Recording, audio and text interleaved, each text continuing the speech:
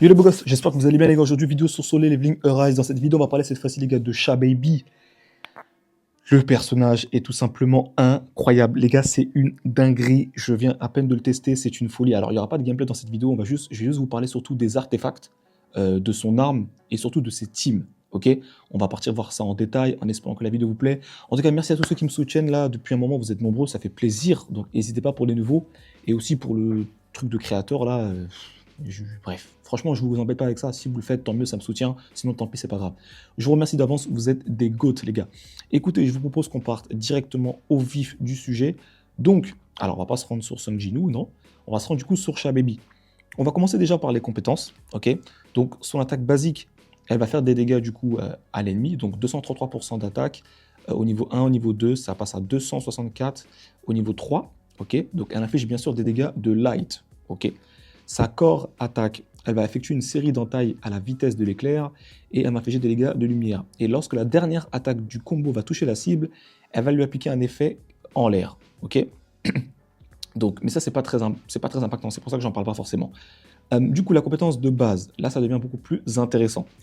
Elle va faire des dégâts, du coup, en transperçant la cible. En fait, elle va faire des zigzags comme ça, c'est archi trop badass, c'est trop stylé. Tu vas infliger des dégâts élémentaires de lumière. Lorsque le joueur réussit un coup critique, l'effet valse de l'épée est appliqué. Ok. Et puis tu as un temps de recharge du coup de 20 secondes. Et tu vas aussi pouvoir t'appliquer du coup la danseuse. Voilà le nom du bœuf frérot, c'est une singerie. Du coup la danseuse, ça va t'appliquer du coup un... En fait c'est un buff qui va s'appliquer un nombre de fois illimité, comme tu peux le voir. Et c'est quoi? C'est marqué, tu vas pouvoir augmenter tes dégâts critiques de 8% cumulables 3 fois. C'est très fort. Donc, ce qui se passe, c'est que du coup, ça fait 24%. Sur 10 secondes, tu as 24% de dégâts critiques sur 10 secondes. C'est ultra fort. La deuxième compétence, tu vas faire des dégâts, du coup, 2170% de dégâts. Le multiplicateur est très fort, est très, très élevé, je trouve. Inflige des dégâts de lumière toujours. Lorsque le coup final est touché, elle va renverser la cible. Ça, c'est super fort, en fait. Genre, elle va, en fait, mettre un knockdown sur les ennemis. Et en fait, pendant ce petit laps de temps où les ennemis sont au sol, vous pourrez continuer à faire des dégâts. Donc c'est super fort, on ne se rend pas compte comme ça. Alors ça ne fonctionne pas pour les boss, ça fonctionne uniquement pour les unités de type, voilà, tout sauf les boss en fait. Donc c'est plutôt cool. Elle va pouvoir aussi augmenter les dégâts infligés aux cibles affectées par marquage de 15%. Vous allez voir ce que c'est marquage avec le passif, c'est là où le personnage est encore plus pété. Et lorsque cette compétence touche les cibles, elle va leur appliquer un effet irrémédiable. Donc c'est un malus qui empêche les soins. Et vous savez ou pas, pour ceux qui sont un petit peu avancés comme moi, il y a un donjon d'artefacts que tu peux farmer avec l'araignée, la grosse araignée. Et ben en fait, au bout d'un moment, quand tu la tapes, en fait, elle va se suspendre sur le plafond et elle va se soigner quand elle va revenir. Donc là, le fait d'empêcher le soin comme ça sur 30 secondes, c'est ultra fort. J'aime beaucoup, j'aime beaucoup. La compétence de soutien, donc c'est principalement celle qu'on va utiliser quand on va jouer Sung Jin-woo, ok. Donc c'est plutôt cool. La grosse force de cette compétence, voilà, hein, tu vas surtout en fait augmenter le taux de critique et les dégâts critiques de 12% pour les cibles touchées par cette compétence, vu que tu vas mettre marquage. Mais vous allez voir ce que c'est. Vous allez voir ce que c'est. C'est super fort. Du coup, la compétence QTE, vous allez faire des dégâts toujours à l'ennemi, etc. Et lorsque cette compétence touche la cible, vous allez appliquer l'effet en l'air. Et toujours, tu vas appliquer l'effet marquage. Vous allez voir un marquage, comment c'est super fort, hein, vraiment. La compétence ultime, tu vas faire, le multiplicateur est très élevé, hein, 3453, c'est très fort, ok. Et tu vas pouvoir infliger des dégâts lumière, toujours pareil, sauf que cette fois-ci, en attaquant une cible affectée par le marquage, tu vas augmenter les dégâts de 30%. Et vous allez voir son effet passif, lorsque la compétence danseuse touche sa cible, l'utilisateur a 66% de chance d'infliger marquage.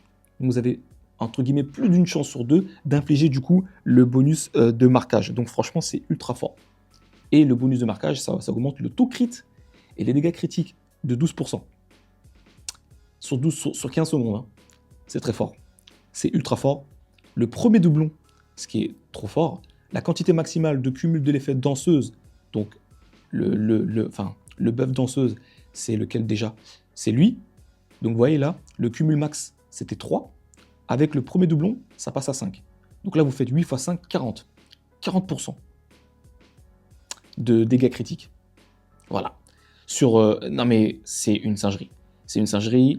Le deuxième doublon, taux de coup critique élevé de 16%. Donc là, vous avez un buff de taux crit comme ça gratuitement. à partir du deuxième doublon. Bon, bien sûr, hein, plus vous avez doublon, plus c'est broken, forcément. Donc moi, j'irai la chercher C3 de mon côté. Voilà, mais voilà. Donc c'est très fort. Maintenant, son arme, également très, très, très efficace, augmente les dégâts de compétences de base de 8%. Lors de l'utilisation d'une compétence de base, les dégâts de coup critique de l'utilisateur augmentent de 3% pendant 12 secondes. C'est très fort et c'est cumulable 6 fois. Mais en fait, ce qu'il faut se rendre compte, c'est que plus vous avez de doublons sur l'arme, plus ça va être, plus le bonus en fait sera élevé. C'est une singerie. N'hésitez pas à me dire si vous voulez que je vous montre comment crafter les armes. De toute façon, une vidéo est prévue hein, pour tout ce qui est fabrication d'armes, etc. Mais n'hésitez pas à me le dire si vous voulez vraiment que je la fasse très rapidement. Ok. Donc voilà, actuellement j'ai crafté un doublon de l'arme. Voilà. Et voici ce que ça donne. Alors, prenez pas en compte les statistiques parce que forcément, j'ai pas le build parfait. Mais maintenant, on va passer aux artefacts. Et vous allez voir que les artefacts, c'est aussi très important.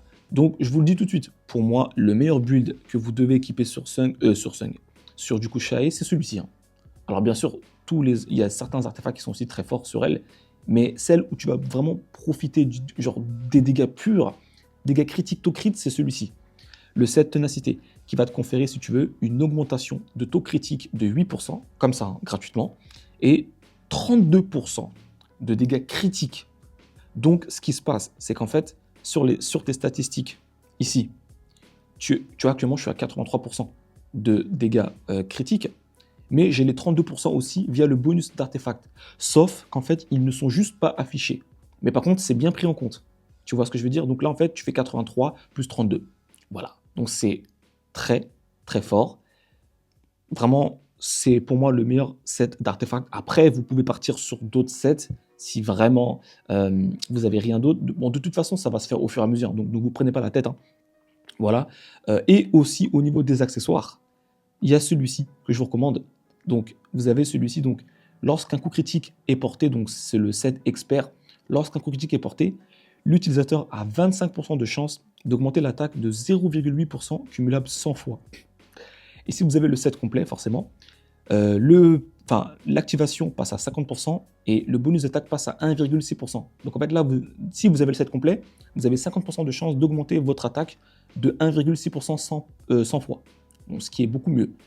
Donc pour moi, ça c'est le meilleur set d'accessoires à équiper sur elle. Et comme tu peux le voir juste au-dessus, vous avez une recommandation de statistiques. C'est marqué stats recommandées, taux crit, dégâts critiques, attaque. Vous la jouez full damage. Donc, vraiment, le set d'artefacts à équiper sur elle, c'est celui-ci. Après, bien sûr, encore une fois, au début du jeu, on vous offre un set d'artefacts qui est celui-ci. Donc, vous pouvez l'équiper pour l'instant. Ça va très bien faire le taf. Mais sur le long terme, c'est pas le plus opti, même si ça fonctionne très bien. Ignorer 15% de la défense de la cible, c'est très fort, attention.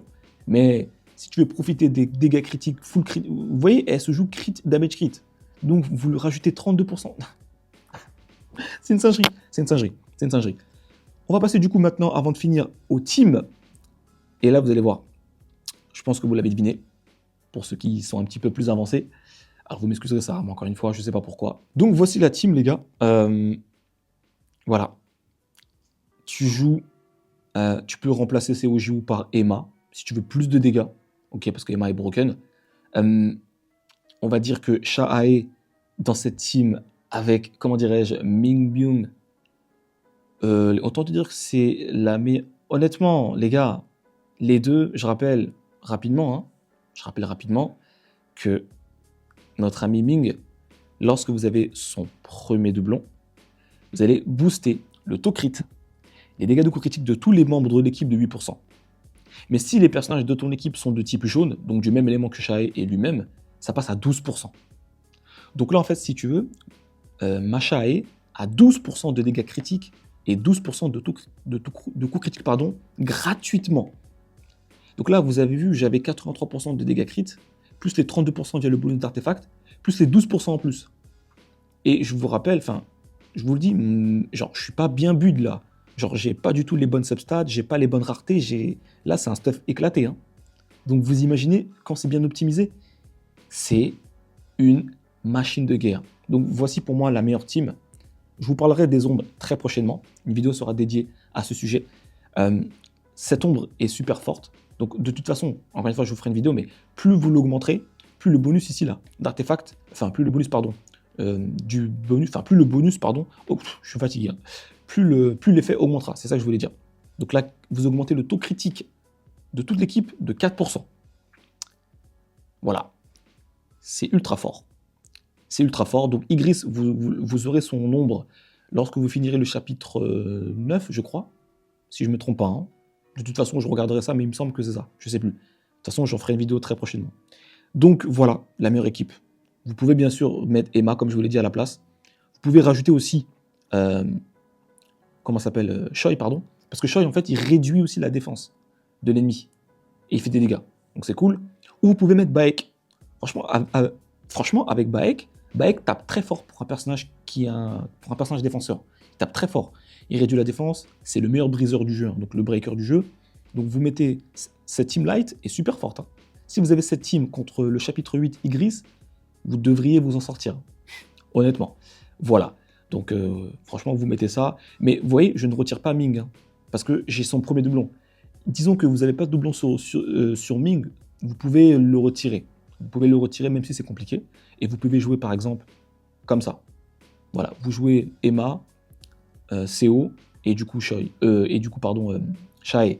Ou alors vous mettez tout simplement Choi pour le break dev. Parce qu'en fait, la réduction de défense sur le jeu est beaucoup trop impactante. Vraiment, c'est trop impactant de malade. Je rappelle qu'elle fait des dégâts de fou. Donc si en plus de ça, tu réduis la défense, elle va taper encore plus fort en fait. Donc voilà, mais pour moi, la meilleure team que j'aime, la team que j'aime faire, c'est celle-ci. Vous avez COJW qui est là pour donner du bouclier. Donc ce qui me permet du coup, moi, si je me fais attaquer, de ne pas me faire interrompre. Donc c'est ultra fort. Donc voilà les gars, hein, je pense que j'ai fait le tour. Et puis écoutez, j'espère que cette vidéo vous aura plu. Et n'hésitez pas à me dire ce que vous en avez pensé. Voilà, je vous dis, Shae est trop forte. Shae est trop forte. Et puis voilà. Écoutez, merci d'avoir suivi la vidéo jusqu'au bout, vous êtes des goats. Et puis comme d'habitude, on se dit à très très vite pour la suite de beaux gosses. Ciao, ciao.